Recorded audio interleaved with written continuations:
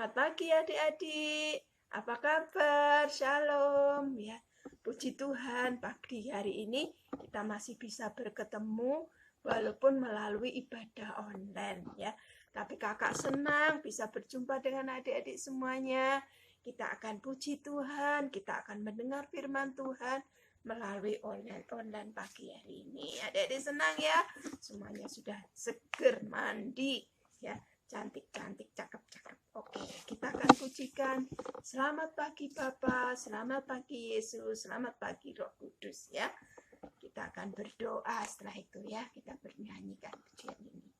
Selamat pagi Bapa, selamat pagi Yesus, selamat pagi Roh Kudus. Terima kasih atas anugerah-Mu. Semalam telah berlalu, ku memuji, ku bersyukur, ku muliakan nama-Mu. Allah Bapa, Putra Roh Kudus, terima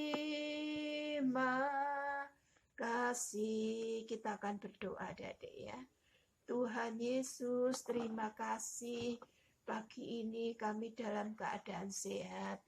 Kami bersyukur Tuhan, kami boleh beribadah meskipun lewat ibadah online pagi hari ini. Tuhan hadir, Tuhan memberkati kami semua. Tuhan memberkati adik-adik semuanya. Terima kasih Tuhan. Dalam nama Tuhan Yesus kami berdoa dan bersyukur. Haleluya. Amin. Nah, adik-adik, pagi hari ini Kak Yun akan menyampaikan firman Tuhan yang terdapat di dalam Yohanes 5 ayat 1 sampai 9. Ya. Yohanes 5 ayat 1 sampai 9. Nanti adik-adik bisa dibacakan, minta tolong papa mama untuk membacakan ya. Sekarang kita akan dengar firman Tuhan pagi hari ini.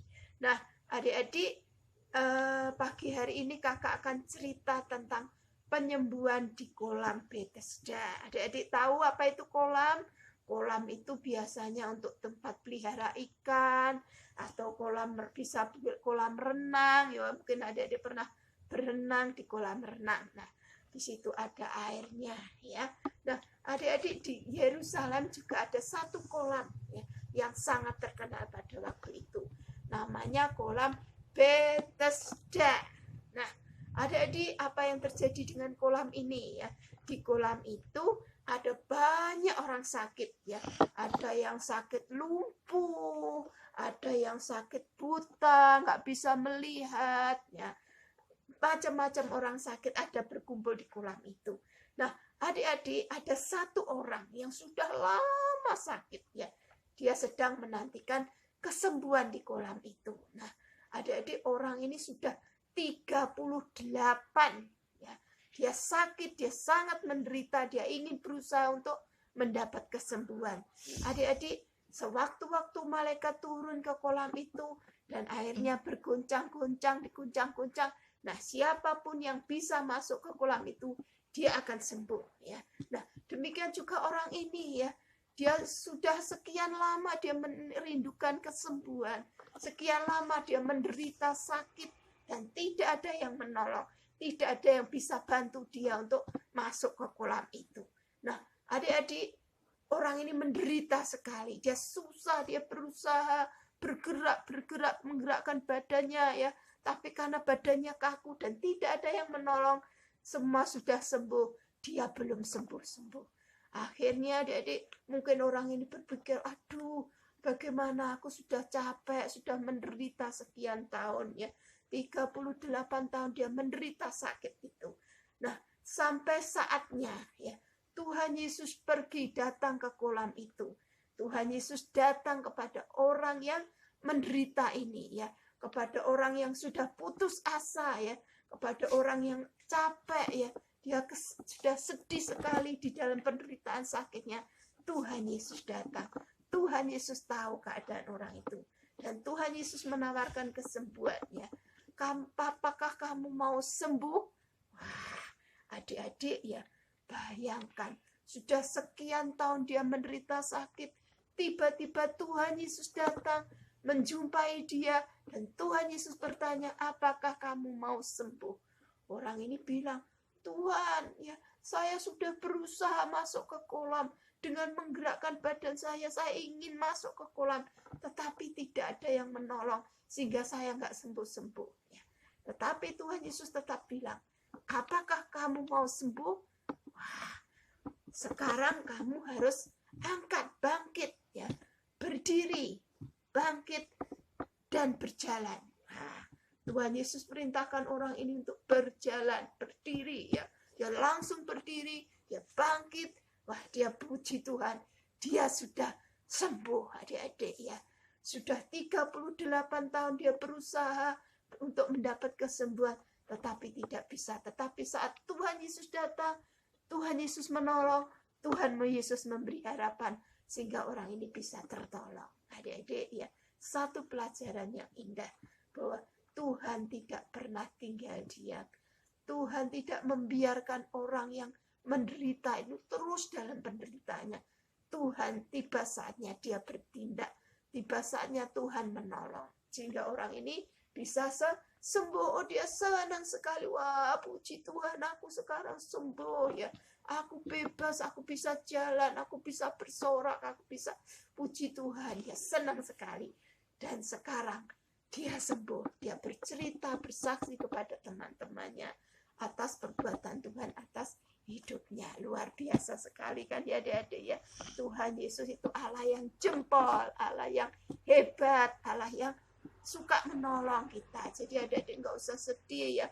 Kalau mungkin saat ini adik-adik karena virus corona, adik-adik sedih, dia harus di rumah ya. Jangan sedih ya. Ingat, Tuhan Yesus harapan kita. Tuhan Yesus sudah menolong orang yang sakit ini. Tuhan juga akan menolong adik-adik kita semuanya ya. Sehingga adik-adik nggak usah sedih, nggak usah takut ya. Tuhan itu memberikan pertolongan kepada kita. Amin ya. Nah, adik-adik, satu pelajaran yang indah. Tuhan Yesus harapan kita. Tuhan arahkan hatimu, arahkan harapanmu kepada Tuhan. Tuhan tidak tinggal diam. Dia pasti menolong kita. Oke? Ya. Nah, adik-adik, ayat hafalan pagi hari ini terdapat di dalam Kisah Para Rasul ya. Kisah Para Rasul 24 ayat 15a ya. Kisah Rasul 24 ayat 15a ya. Kita akan baca bersama-sama adik-adik ya.